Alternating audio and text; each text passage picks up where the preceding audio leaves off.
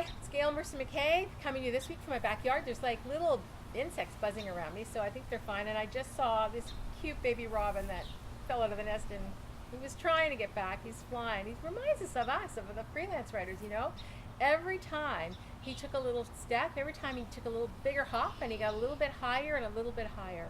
And so that's what I want to talk about this time, that, you know, we don't get everything perfect all the time, and so we just keep trying and we just keep trying. And I'm actually going to call out one of our students, Karen Weston. Karen, if you're watching this, we're going to talk about you today. Karen's done an amazing job. She signed up. It took her 6 months to sign up, actually. She read the emails for 6 months before she signed up.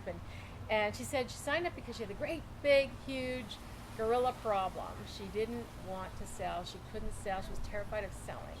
And I said to Karen, you know, we'll figure it out together. Like, you'll get your own selling style. Everybody sells differently. And it's not about selling anyway. It's about being of service to people. You have to only offer a service. It's got to be a service that you believe in. You believe in yourself and you're passionate about, so that you know you're just helping somebody solve a problem. Anyway, a lot of you might know Karen's story. She's probably made the fastest deal from the time she signed up to the time she closed her first assignment. She did it in 4 weeks, and she did a $5,000 deal.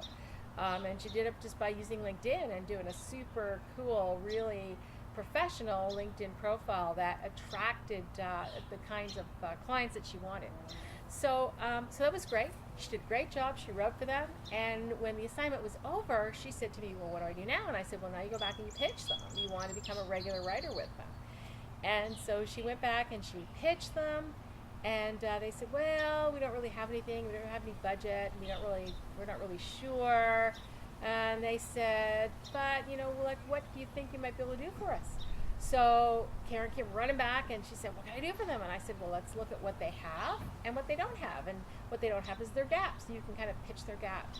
And she had noticed that they didn't have great LinkedIn profiles, they didn't have a lot of blogs. And they had ebooks, and they did have blogs, not personal blogs, but ebooks and white papers and good website. They had a lot of other stuff. So she put the pitch together. It was really clearly focused on LinkedIn. And on the day of the pitch, she asked me if I would mind sitting in on the call while she pitched the client. She just wanted the support. And so she pitched the client. She had her spiel, and she was going through it in order, you know, almost probably reading it off the page, but she sounded great. And then the client, instead of following along with what she thought the script was going to be next, they took her sideways. They said, well, gee, we really like what we're hearing here. What could you do for us in other areas? What could you do for us with ebooks and blogs and, you know, social media? Well, she hadn't prepared for that. So she just ignored the question, and she barreled right on in her pitch and went right back into, well, in LinkedIn, I can do this and I can do this.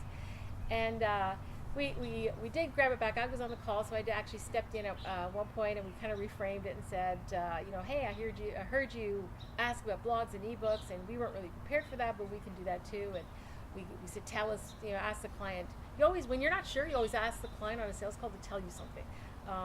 You know, gee, that sounds interesting. We'd love to help you with ebooks. Could you tell us what you mean? What are you looking for? What's the frequency? What size of ebook? What kind of content? So as soon as you're not sure, get the client to talk, and tell us is a fantastic way to open that. So we did the tell us, and they asked for the proposal, and they liked it, and we haven't got the deal yet. She hasn't got the deal yet because they're having some budget things are moving around, but I'm pretty confident she's going to land this one too. So that's it for this week. Make sure in selling that you always follow up, always wrap up a call to try and get more. You know, once you finish assignment, try to get more. Then listen to what the client is asking for. And if they take you off, ask them to tell you something. So those are my tips on selling this week. Hope you have a great week. It's Gail Mercer-MacKay. If you're watching this video anywhere other than my website, hop on over to my website and sign up, www.gailmercermackay.com. And you'll get tips and emails and hear about the newest things as they come out. And if you like it, you know, share it with your friends, or give it a thumbs up, or leave me a comment. I'd love to hear your tips on selling. Tell me what's worked for you. Love to hear that. I will be reading the comments. And until next week, it's Gail Mercer-MacKay. Believe, be brave, and go right.